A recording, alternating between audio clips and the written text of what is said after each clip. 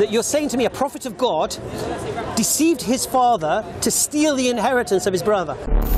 In the same way that you're basing everything you're saying upon one man who claimed to have a revelation on the mountain, okay, and claimed that God had spoken to him and told him what to write. Okay. Okay. In that same way. Where did Moses make that claim? What? Where did Moses make that claim? Where did Muhammad make the claim? How do we know Muhammad is telling the truth? Yeah. Because he's making a claim. Yeah. So we have to address his claim. Moses isn't making a claim, you're putting the claim on him, so I don't have to address that claim. If I refute your claim that he was crazy, and I refute your claim that he was lying, yes, therefore he's telling the truth. Okay, fine. Then you'll have to accept Islam as true. You should be happy, you should be rejoicing that one man has gone down to a pagan place and told them to stop worshipping idols and to worship the God of Abraham.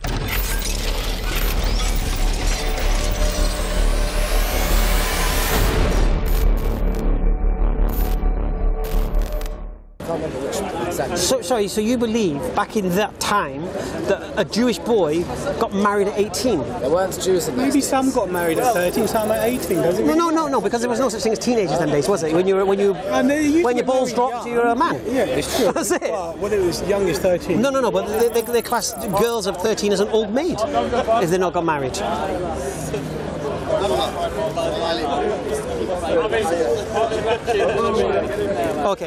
Okay, so here's what it says. So Abraham rose early in the morning and took his bread and skin of water, and putting it on her shoulder, he gave it and the boy to Hagar. So he gave the boy to Hagar.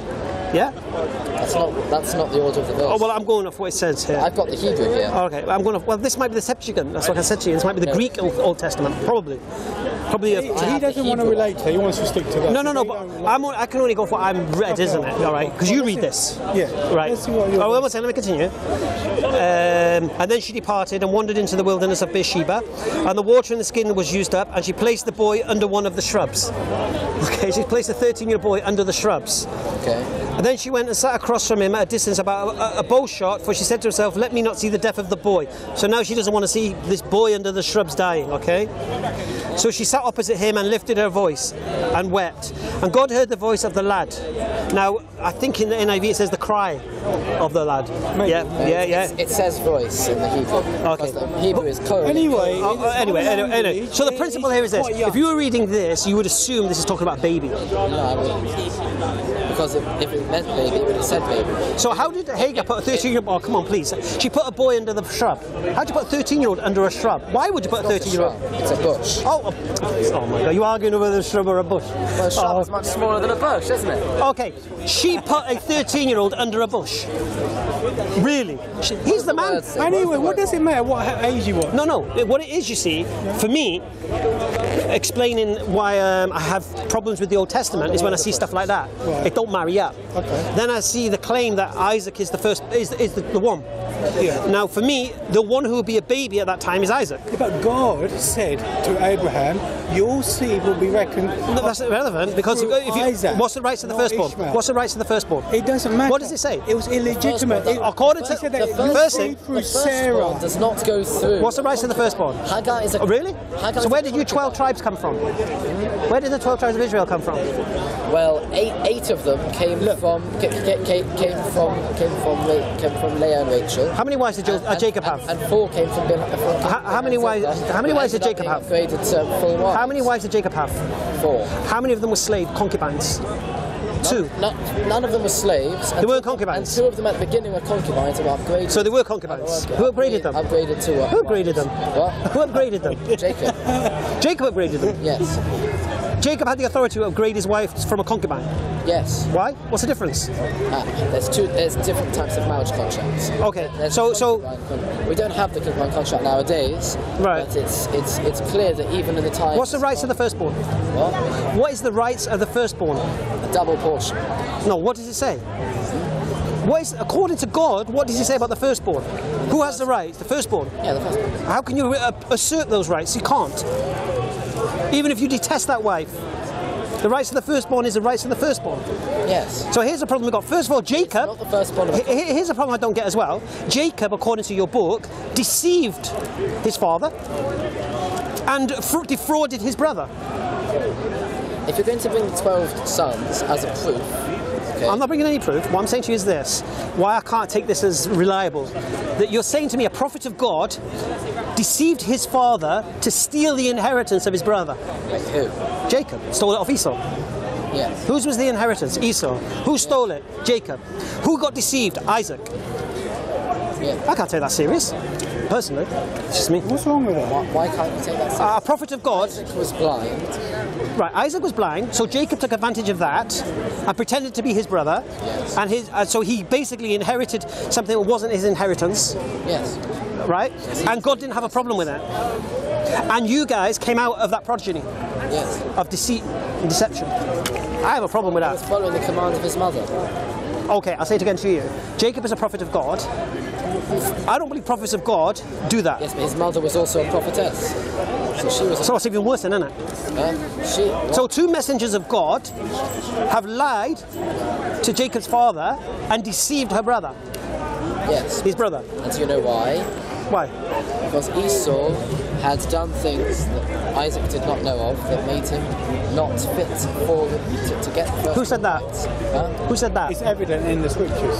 Of course it's evident in the scriptures because the authors of the scriptures are the Jews. No, they recorded. So everything's going to benefit them. They So recorded everything history in as the it Quran's going to happened. benefit the Muslims because it was made by Muhammad. No! It's going to benefit his people. And there's your problem. You believe Muhammad is the author of the Quran. So who wrote it? No. Do you believe Muhammad is the author of the I asked you Quran? earlier on, who wrote the Quran? Okay, there's a difference between who wrote it and who authored it. Would you agree? What do you mean by that? Okay. If someone puts an earpiece in now, yeah? Yeah. And starts reciting Harry Potter and the Philosopher's Stone, Yes. and I start writing down what I've heard, and I finish a book of Harry Potter and the Philosopher's Stone, who's the author? Me or J.K. Rowling? J.K. Rowling. Right, what have I done? I've just copied it. Yeah. Okay. I've wrote it, but I'm not the author. Okay. They're not my words. Okay. Okay. Same way, Muhammad sallallahu alaihi wasallam, he's basically the man with the earpiece. Well, Moses is also the man with the earpiece. No, but that's not the point. It's the point. I'll tell you why it's not the point. That's exactly the point. I'll tell you why it's not the point. I'll tell you why it's not the point. Because you said Muhammad authored the Quran. You ask who authored the Quran, isn't it? And I'm saying to you, God Almighty authored the Quran. That's my claim. And I'm telling you that God Almighty authored the Torah. Right. And why do you believe that? Because Yes, the scriptures. not why I believe it, it's why I know it. Show me where Moses. Where does Moses say this stuff? That God revealed the 5 books to him. No, So who's saying this? because Moses dies before the 5. So who's saying this? Who's saying Moses is receiving this from God? saying it. Yeah. Rabbis.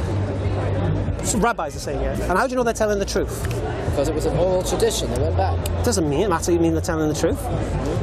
You believe a man that came out of a cave and says, I thought I had a visitation from an angel. How do we know? Okay, make it easy for. No, I can deal with that point. That's not an issue. In the same way that you're basing everything you're saying upon one man who claimed to have a revelation Allahu from the Akbar. mountain, and claimed that God had spoken to him and told him what to write. Okay. Okay. In that same way. Where did Moses make that claim? What? Where did Moses make that claim? Where did Muhammad make the claim? Muhammad makes the claim clearly No, as in, where does Muhammad make the claim? that God's been revealed to him. It's been revealed to him. He makes the claim all over the place. But why should we believe him? No, that's a point. That's a very good point. Here's the thing you see. Here's the difference you He's see. one person. No, but look, here's the He's difference. got 3 voices. No, but here's the difference. Here's the difference you see. Muhammad is making the claim, Moses isn't. You're putting the claim on Moses, Muhammad is making the claim himself. So there's no claim to answer here. There's a claim to answer here. Yeah? But we have an oral tradition going back all the way to that time. Yeah. I'm sure the Hindus have an oral tradition about Ganesh as well. Makes no difference. Means nothing. Yeah, but you can't compare us to the Hindus because the Hindus, everyone's got something different. No, it doesn't matter. They can still have an oral tradition that they all believe. They've got genealogies, they've got history. What genealogy? They've got no genealogy. That's not. It has They've got genealogy after genealogy. Genealogy of what? History It's true. and Maimonides, true for names example. of kings Genealogy of what? And people. The genealogy's not even marry out. Which genealogy? So much truth. But This is another topic anyway. But let's go back to the point. No, because it's good you brought it up. How do we know Muhammad is telling the truth? Yeah, because he's making a claim. Yeah. So we have to address his claim. Moses isn't making a claim. You're putting the claim on him. So I don't have to address that claim. I can challenge the rabbis. You tell me the name of the rabbis and why I should believe them. I don't mind. I can do that. Okay. But Muhammad makes that claim. Now, there's only 4 variables here. He's lying, pretending, he's crazy, he's deceived, yeah? He's mad. Sorry, he's crazy and mad, sorry, that's the wrong one. He's deceived, meaning the devil tricked him. You don't believe the devil would do that, is it?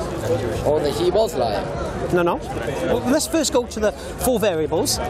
No one's making a claim on any of them right now, but one of them has to be true. So either he's lying, or he's deceived, or he's crazy, or he's telling the truth. Okay. What's your claim? Either he's crazy or lying. Crazy or lying. But there's no real practical application. All right. You do realise crazy or lying cancel each other out? Okay. A crazy person thinks they're telling the truth. A liar knows they're not telling the truth. Yeah, but either way what they've said isn't true. No, no. No. A liar knows what they're saying isn't true. A crazy person thinks what they're saying is true. But what they're saying isn't true. No, but that's irrelevant. It is relevant. It's not. You can't be crazy and a liar. Based on religion or the crazy. All right, do you know what a liar is? I'll explain it again to you. Do you know what a liar is? A liar. Yeah, somebody makes it up. No. Somebody who says things that he knows is not true. Yes. Okay? If a crazy person thinks what they're saying is true, he can't be a liar. Because a liar knows what they're saying is not true. Yeah, but what's the practical difference at the end of the day? I'll say it again. The practical difference is very, very simple. The intention behind a lie is knowing you're lying. It's not about the intention. Well, I am. That's not the point. The point is... Well, you can't be crazy and a liar.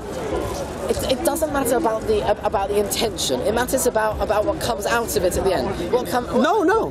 What's the outcome at the end? A crazy person... Has he said something that is true? No. A crazy person cannot be called a liar.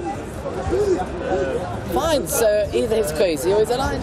Or he's deceived, or he's telling the truth. Fine. Right. So if you want to make the claim, I'm assuming you were going to rule out deceived, yeah? He loves deceived, but you want to rule out... Excuse me? You like deceived, isn't it? I like deceived. Yeah, you believe Muhammad was deceived by the devil in the cave and all that. He's a Christian. That's usually their forte. Do you believe that? Does it really matter?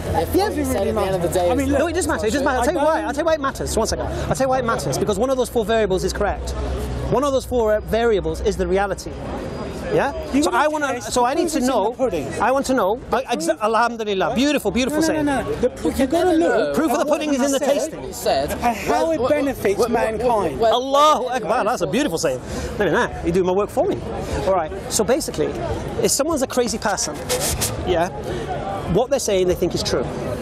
That's the nature of delusion. You're saying things you believe to be true even if they're not. Yeah. But you can't accuse that person of lying. Right. A liar knows they're making it up and they're out to deceive and fool the people. Okay. Therefore, they know they're not telling the truth. Okay. So you can't make both claims. So you now have to nail down... I'm saying... Which one? I'm saying that it doesn't matter which one. I'll tell you why it does.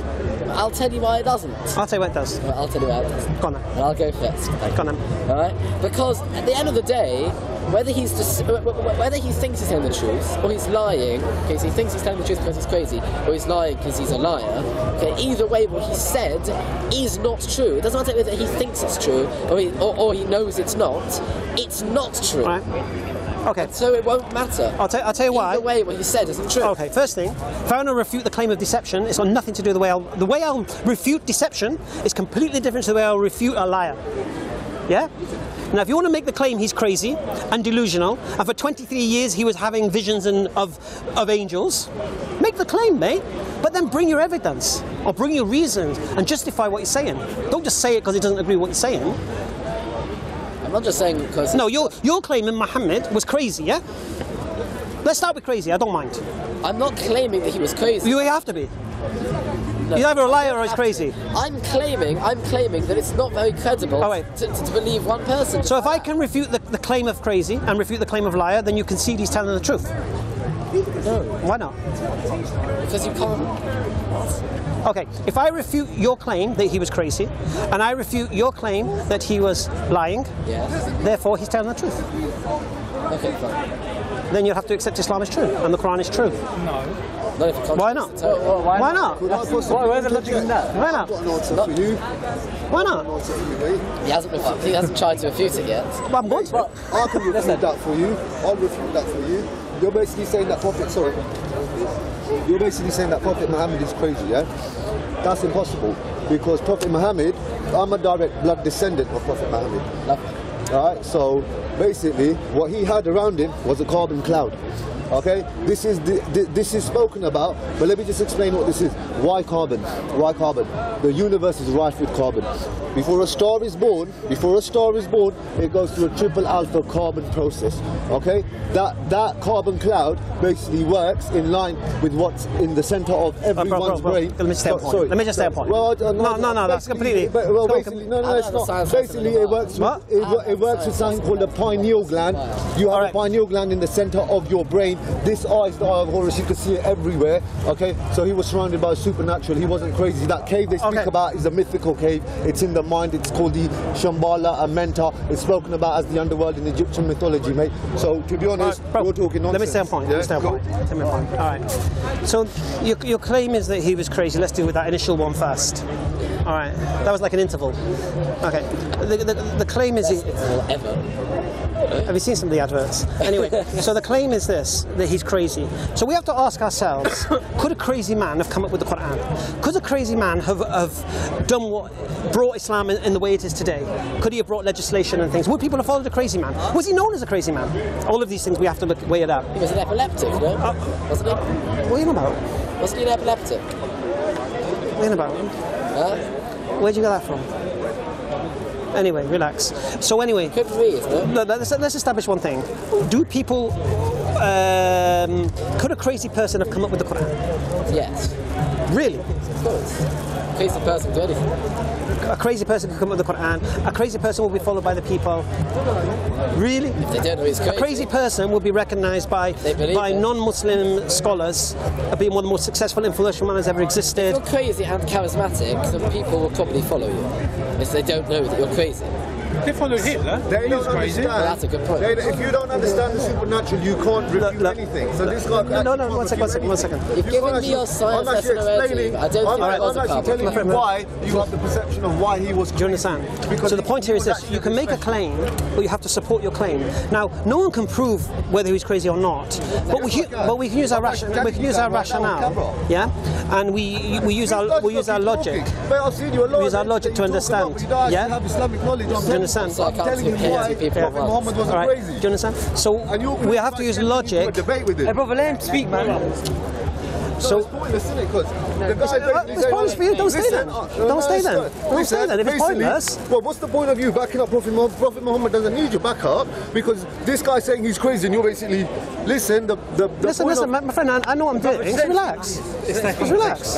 Carry on. You know, if you want to speak to him after about this and carbon. I don't really care about carbon. Anyway, so the point here is this: we have to look at the probabilities and the rationale. And to be honest with you, if you look at the life of Muhammad sallallahu alaihi wasallam, if you look at the Quran that he came with, you look at the way that people followed him. Look at his life. What? Look at his life. Oh my God. You say we have to look at the life of... We have to, yeah. Let's look at his life. What do you want to look at? Okay, warlord. Moses. Go on, carry on. Right? Married young women, married these... Please. His son's wife. Oh, I'm from the bloodline of... Yeah. Come on, man. Listen. You complain about... Listen. Complain about... One second. Let's talk about Muhammad. Listen. For the benefit of the camera, we're going to deal with his claims against Muhammad after. We'll deal with you, Paul. No, Paul. We'll deal with it. We'll deal with it. I can take you to India Paul, we'll deal with right it. now.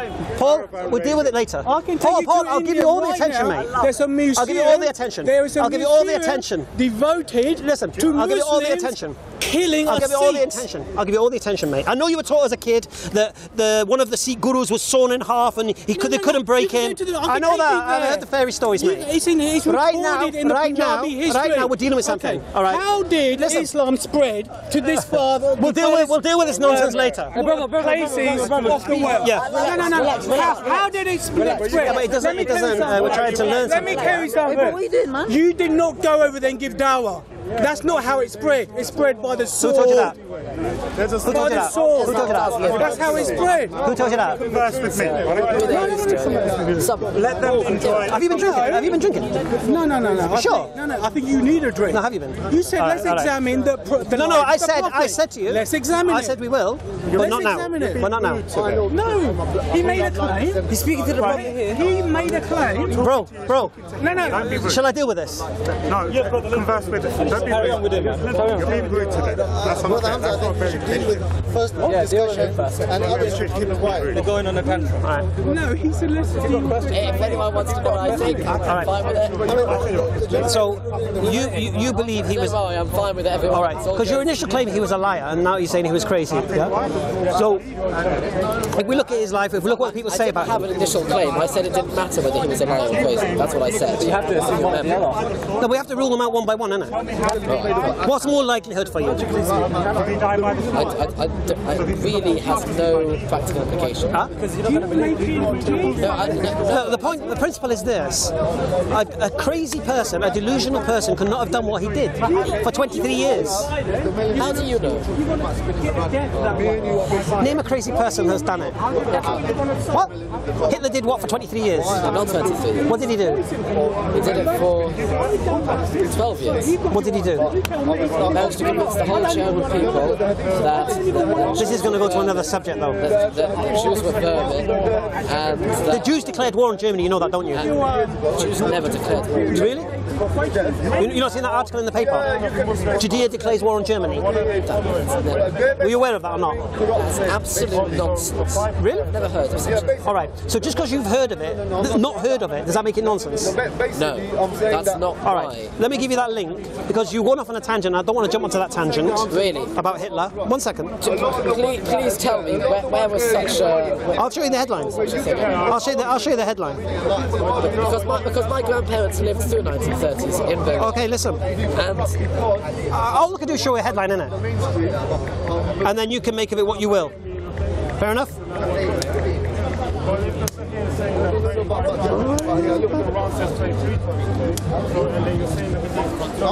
You weren't aware of that, were you? Judea, after the First World War, and the state of Germany, and the 1 second. Oh, what am I doing there? who made this article? I think it's the Daily Express. I think so.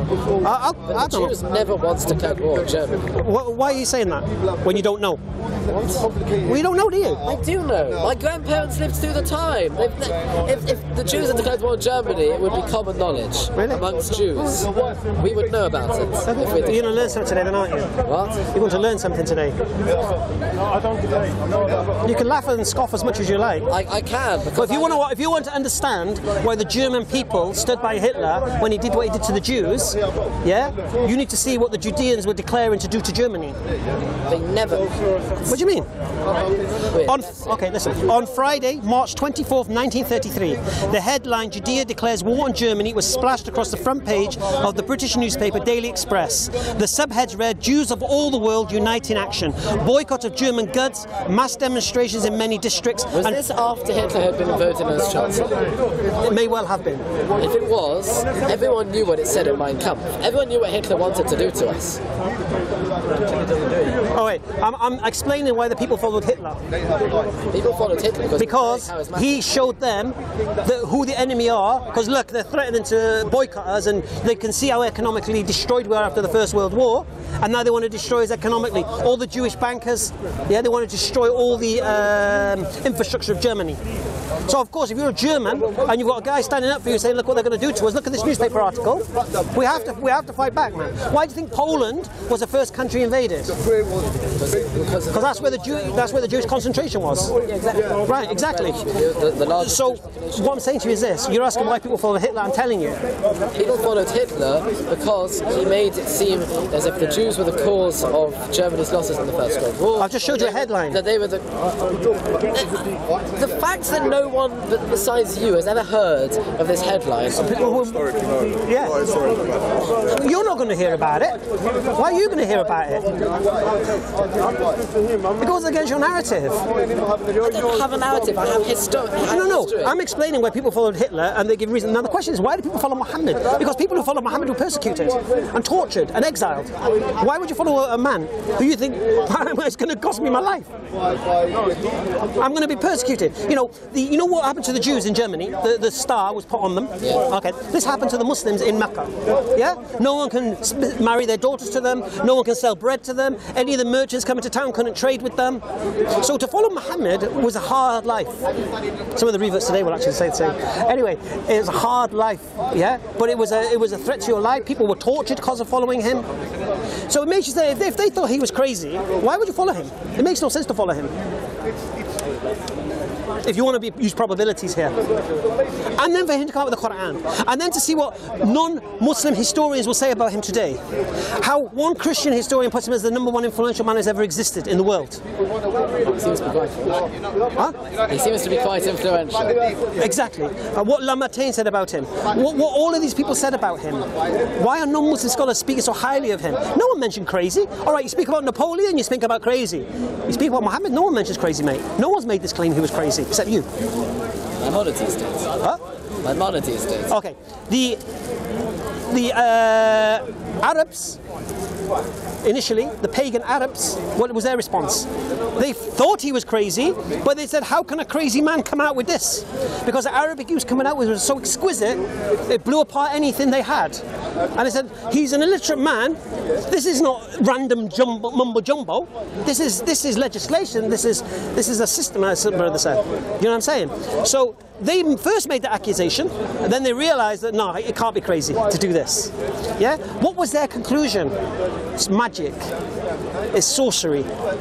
So there was something so profound in the Arabic language of the Quran that the pagan Arabs and the pagan poets who knew Arabic said, this is beyond anything we know, mate. This is like supernatural, if you like. All right. So now we can come down to liar. Because I'm telling you, no one makes this claim he was crazy. People believing someone, by the way, does not prove that he was not crazy. But nobody makes this claim. His enemies didn't make this claim. Because when they heard the Quran, the people who understood the Quran, they understood the Arabic, they knew this is not a crazy guy coming out with this. It's not mumbo jumbo.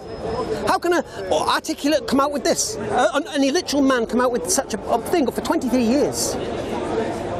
And people followed him.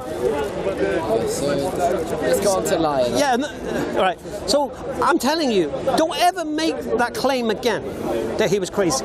You can make the claim he's a liar. That makes sense. So go on to that. So let's go on to liar. But you accept once he's not a liar, he's telling the truth. And you've got a problem then. If he's telling the truth, you've got a problem. Well, let's see, isn't it? So your claim now is he lied. Why did he lie? Power. Why? Everyone likes power. Okay. I'm sure you love power, eh? But do you know, let's understand his circumstances. He was married to the richest woman in Mecca. Yeah? First thing. Proof? How do you know? Historical records, obviously. Where are these historical records? We have them, isn't it? In the hadith. And in the history of you have a history? You just quote your history, and I'm not allowed to have history. Yeah, and every time I do my history, you kill me like... No. There's a difference here. You see, I'm saying Moses never made a claim that he got revelation from God, and the 5 books were revelation from God. Moses never made that claim. Yeah? That claim is put upon him by whomever. Muhammad made the claim. Wait, hold on. In the Torah, it says that the Jewish people as a whole had a revelation by God. No, you made a claim Moses wrote the 5 books. Almost. Yeah. And yet, Moses didn't make that claim. As in that Moses did not make the claim that he wrote the 5 Right. But Muhammad makes the claim that he received revelation. That's the whole point of the whole discussion. Yeah. Moses never made a claim of revelation, Muhammad did. So now your claim is he's lying. So the first question needs to be, why does a liar lie? What is his motivation? What's he going to get out of it? So first you have to establish what was his position at the time. So let's establish this. Can I just ask something? Go on. Why does Moses need to claim it when they've already had 3.6 million people have revelation at that time? Okay. Why should Moses need to claim it? Because if Moses is not making the claim that he's receiving revelation from God, they're all. No, Moses is not making the claim. I mean, in the Torah it says. Did these 3.6 million people heard of all of Exodus being revealed? No. Right. In the Torah, it does say that Moses wrote it down. Okay. Did Moses claim revelation? This is the difference. Moses didn't make that claim. You're putting the claim on him. Because I asked you, why do you believe what it says? And you said, because Moses got revelation. And did Moses claim revelation? No. So who claimed it? Some rabbis, you said. I mean, Joshua also says that Moses wrote down the Torah. There's a difference between writing something down and having revelation. Well, obviously he had revelation because of the Mount Sinai. No. Why is it all revelation? I don't believe it's all revelation. Why do you believe it's all revelation? I believe the Quran is all revelation, but I don't believe the Old Testament is. And the author of your book doesn't make that claim, just as the New Testament authors don't claim they're inspired by God either when they write the Gospels. Yeah, but the Quran, the author of the Quran, the one who came with the Quran, claims it's coming from God. It's revelation. Check the time. How much time do you have? We need to go at about 10 past 6. What's the time now? 5 to 6. Yeah, that's enough time. It's enough time to finish you off. Yeah. Hey, hold on. Hey? It's enough time to finish you off. Yeah, I'm going to finish off your claim. Okay, remember what I said to you? You need to justify your claim. So you claim he's a liar. So first of all, to claim he's a liar, you need to know his circumstances, yeah, and what his motivations were to lie. Bismillah. Are you aware of his circumstances, first of all? He lived in Arabia, in Mecca. He was driven out when he said he got to fake. No. Because if he's lying, yeah, you've skipped a bit now. Because you're saying the lie's already started. Yeah. And for that lie, he's then kicked out of Mecca, yeah? He's kicked out of Mecca because he... No, but why did he start the lie in the first place? That's the point. So first of all, before you can make that claim, did he have power already or not? Did he ever exhibit he wanted power? Everyone wants more. No. You're making a claim about somebody. So to make a claim about somebody, you need to know that somebody. And if you don't know that somebody, you can't make claims about that somebody because you don't know. So if you want to say someone did something for a reason, say for example you said he did it for power and he was already a king, for example, then he doesn't need to do it. You think that kings don't want more power? No, to do something. I'll make it easy for you. He was living in Arabia, in Mecca, a pagan city, where idols were brought to the Kaaba. And the city made its living of merchants coming to trade with the pilgrims who used to bring statues to worship at the Kaaba. Yeah? So that's his environment. He's married to the richest woman in Mecca, and his uncles are the custodians of the Kaaba. So his uncles already have control of the Kaaba and control of Mecca. He's married to the richest woman in Mecca. He's known as the trusted one. Yeah? So this is him. Then all of a sudden, one day, he goes down to the Mecca, to the Kaaba, tells them to stop worshipping idols, to worship the one God, the God of Abraham, yeah, and to stop burying your daughters alive, and to bring all this legislation and such. Okay. Why would you do that? First of all, what motivation to do it? When you're known as a truthful one for 40 years, your claim now is that this man who is trusted by everybody in Mecca as the one to arbitrate between tribes when they have issues, you're now turning around and telling me after 40 years he's made a liar. Yeah, it makes no sense, first of all. It makes no sense. Everyone wants more and more power. But he never made a claim for power, yeah? By making this claim that he got persecuted and exiled. Eventually in the long run. No, persecuted initially. But eventually, in the long run, what did he achieve? A lot of power. No. How did he know that? He was initially persecuted. Those who followed him were persecuted. Yeah, they offered him everything to stop calling the people to worship one God. You should be happy. You should be rejoicing that one man has gone down to a pagan place and told them to stop worshipping idols and to worship the God of Abraham. You should be happy, man. Then why do you think he's going to lie about that? You've got to justify your claims to be a liar. And then he's persecuted for this. Yeah? And exiled for this. And you're still claiming he's lying, so now he's being tortured, and not him personally, but the people who followed him were tortured, and they've been put in the desert to starve to death. And who saved them? The Jews of Yathrib, who he agreed to be a mediator between the people there. Yeah? And did you know that the Jews used to say to the pagan Arabs, when our prophet comes, we'll deal with you? Did you know that? Something to you reflect upon. The Jews of Yathrib. You'll Google it. Google is your friend. Okay? Now when you laugh at this, look. You can find all sorts of things. Okay, so what you do when you Google things, you look at the references. Yeah? And then you find the hard copy of those references. And then it's like going to a library, innit? If you go to a library, understand when you say Google, people like laugh. Google is like going into a library, going to the librarian and saying, excuse me, I've got a book on cars.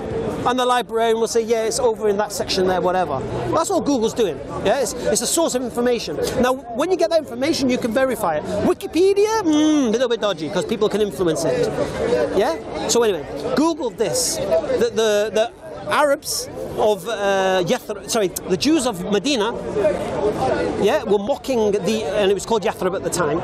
They were mocking the Arabs, pagans, saying when our prophet comes. So they were waiting for a prophet. They didn't realize it was going to be Arabian. Anyway, so the point here is this. So it was after that, then he became the custodian of the city of Medina, and we know what happened. Now there was a time when his baby sons died. He had 2 babies, boys, both died at babies, and there was an eclipse. It was an eclipse of the moon, and the people started pointing at the moon. No, there was an eclipse. Okay. First thing, the difference between what we have, yeah, everything we have is documented, yeah. Everything has chains of narration. As do we. Give me the names. I don't mind. I can refer to them. If you look at, do you understand what hadith is? Yes. What is it? At least I think I understand. Go on. Okay, I'm not claiming to be an expert. Okay? Hadith is what people say that Muhammad said. It's like it's instead of first hand, it's second hand, third hand. No, the hadith is the equivalent of the New Testament for Jesus. Really? Yes. So basically, no, it's first hand. Because okay, I'll give you an example. The Gospel of Matthew. Yeah, I know, but no, I'll tell you why it's better in a minute. I think it's got 5 minutes. Oh, okay, got 5 minutes. Okay, I'll explain why. If you read the New Testament, Gospel of Mark says, and Jesus said such and such a thing. Yeah? Basically, the Gospel of Mark tells you what Jesus said, or where he went, or what he was silent about, or what actions he took. Yeah? Okay. We don't know who Mark was. We don't know who Mark is. We don't know whether Jesus did that thing or not, because we don't know who's saying what, and we don't know if that person who says it is lying or was mistaken or whatever. Okay. So in the hadith, we basically have such and such a person heard the Prophet ﷺ say this thing. Now the person who says that needs to be honest, not known to have lied, needs to be there. There's many conditions. And then you have a chain. And each one in the chain has to have that same condition. So what I'm saying to you now will go back to somebody who was with the Prophet. So we'll give you a name. Yeah, it's not abstract. It's not some rabbis. It's the actual name of the person. And we know that person was a real person. And we know other people. You know these rabbis are real people. I didn't mention that. I'm saying do you have their names? Yes. The rabbis who said Moses received revelation? Yes. Okay, and why do you believe them? I don't want to digress to that. Let's stay on my point. The point here is this. The hadith is telling you the story of Muhammad, what he said, where he went, what he was silent about, what actions he took, by people who were around him. And we have a science of making sure all those people in that chain were authentic, were not liars and whatever. Now we have some hadith which are weak, meaning there was someone weak in the chain, may not have been there, we're not sure. We have fabricated ones which completely made up. So we have a system. So everything I say to you now, you have to accept that premise before I can continue. Yeah. All right. So through the hadith we know these things, what I'm saying to you about. Yeah? So when the baby died, there was an eclipse, and the people started pointing at the moon and saying, "Look, even the moon is recognizing your baby's died, whatever." And the Prophet said, "This is nothing. This is just the moon. It's got nothing to do with my baby." Now, if you're a charlatan, if you're lying, if you want to convince the people, you say, "Yeah, see, I am the Messiah." Clearly, yeah, you would utilize that, but he didn't. So, I personally don't see any reason why he would lie. He was not known to be a liar in his life. So for you to make the claim, you need some substantial evidence, mate. Seriously. And if he's not lying, he's telling the truth. And if he's telling the truth, the Quran is revealed from God. And if the Quran is revealed from God, you need to read it, if you truly believe in God. As I know, the Torah was revealed by God. The Torah says that, for example, the binding was of Isaac and not of Ishmael, like I've heard the Muslims claim. No, I didn't say that, did I? But your claim, the only son is Isaac, makes no sense. I didn't say that makes sense. Okay, so what does God say in the Bible? Sacrifice your son, your one and only son, no? Yes. And why does he have to continue after he said that to the one you love? Why does he have to continue? What? The verse says... Because he hadn't had a child. He'd waited so long to have a boy. He had 2 sons. No. At this point, your only son, how many sons do you have if you've got an only son? Honestly, basic maths. He's got 2 sons. No, when you say only son, how many sons you got? 1. Right, and who's the firstborn? Because when God says your only son, he's talking about the only son of your doesn't say that. Of its mother. Doesn't say that. It means. No, it doesn't. In the oral law, that doesn't say that. No, it doesn't.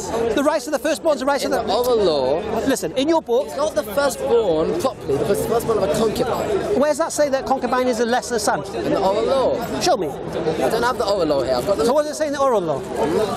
Where does it say that in the oral law? That the son of a concubine is less than the son of a. The son of a concubine does not get the firstborn rights. All right. And the written law, which you said is from Moses, yeah, says the rights of the firstborn cannot be usurped. It's all from God to Moses and outside. So the oral law is from God. Yes. So now you're saying there's a contradiction between this and this. There's no contradiction. So what does it say about the rights of the firstborn? The oral law is to explain the written, to explain what it means. That verse seems to be a very strange verse at first glance, because what does what does the verse say? About the firstborn. About the rights of the firstborn. No, I'm talking about this verse in the binding. What does it say about the rights of the firstborn? The verse says, take your son, your favorite, take your son, your only son. Your only son. Your only son that you love. So he didn't love Ishmael. No. Isaac. So he didn't love Ishmael. Why does it then say Isaac? Okay, if it's so obvious. Because the Jews wrote the book.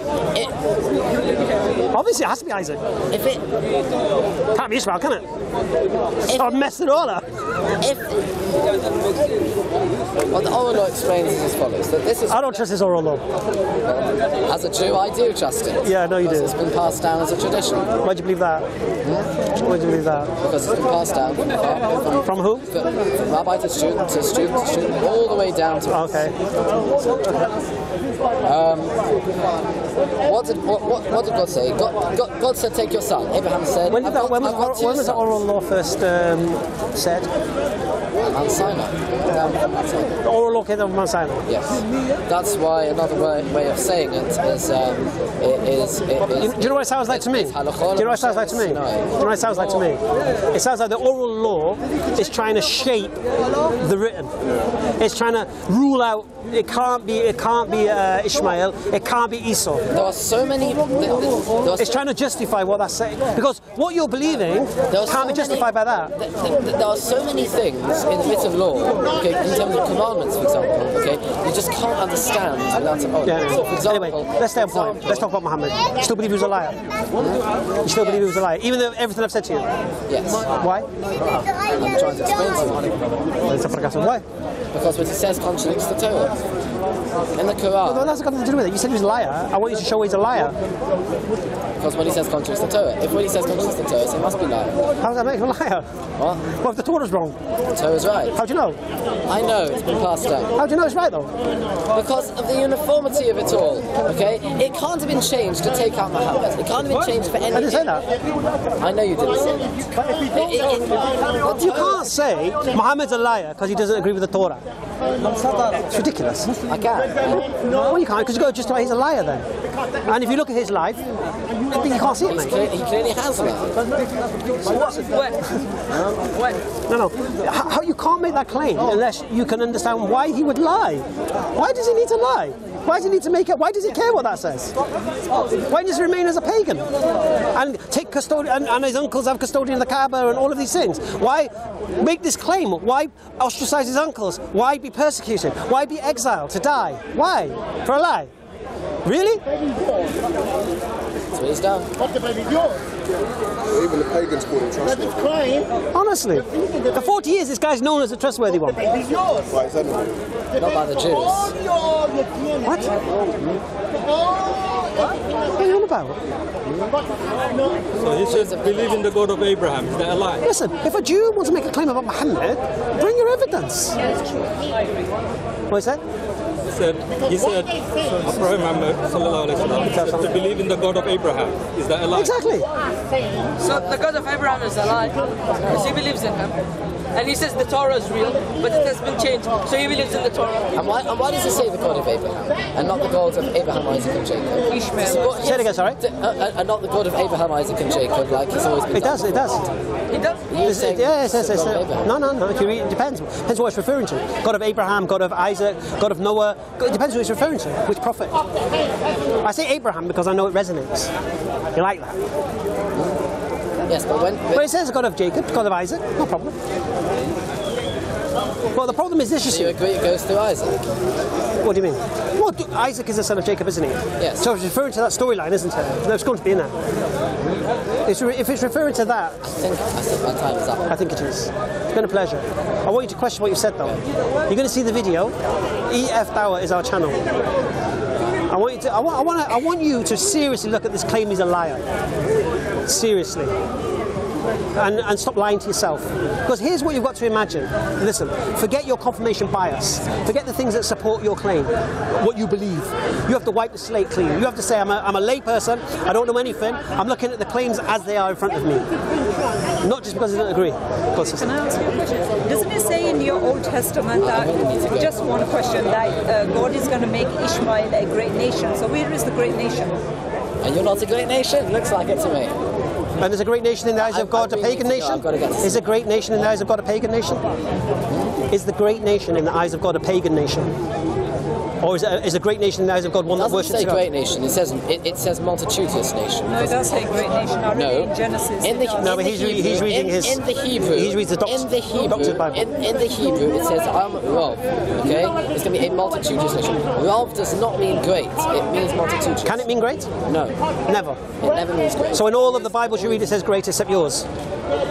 Christian Bibles have always been changed in terms of translations. There's so many why would they say great though instead of multitude? Yeah, no, a lot of mistranslations in Christian Bibles. I'm going according What's to the word? 1 second. What's Salim? 1 second. Sorry. Been a pleasure. See you. Take care. Is Paul still about? We'll do a Paul. Okay, sorry, just gonna do our little close. Okay, that was interesting. Started off over there with the other aggressive Jewish guy. Got rinsed pretty quickly. Trump's America, no-go zones in London, fell for all that claptrap. Didn't know his history about how far from Islam forcing Jews to convert to Islam, Islam is responsible for the saviour and protection of Jews. If it wasn't for Islam, there would be no Jews. The Christians were slaughtering them everywhere, whereas the Muslims offered them protection for 800 years. And how they ended up in Morocco? Because after the Reconquista from Isabella and Ferdinand, the Muslims invited and allowed the Jews to come with them to Morocco. So that deals with that. Now my man here is making a claim about Muhammad sallallahu alaihi wasallam. First he started off as crazy, which is a ridiculous notion. I mean, I pretty much dismissed straight away. But then we're left with liar. And you guys have to think about that, especially you non-Muslims, because you can claim as you like anything. But if you want to make a claim about Muhammad sallallahu alaihi wasallam was a liar, then you need to justify it. You can't just make haphazard claims because they don't suit your worldview. You need to support it. You need to tell us why you believe he was a liar, why he lied, and why he would suffer persecution for that lie. And when you can't, and you realise that he was a trusted one, then think to yourself, well, if he wasn't a liar, and if he wasn't crazy, and he wasn't deceived, well, the Christian was going to make that claim, I don't know where he's gone, then he's telling the truth. And if he's telling the truth, that means an angel did reveal the Quran to him. And that means the Quran is the word of Allah. And that means follow the guidance. Because if you read the Quran, and I urge you to do so, you'll see it's a history of man, it's the future of man, and it's the guidance of man in the world today, inshallah. And if you adopt the teachings of the Quran and Islam into your life, alhamdulillah, trust me, your life will be easy, inshallah. Okay, until next time. Assalamu alaikum. Where's Paul?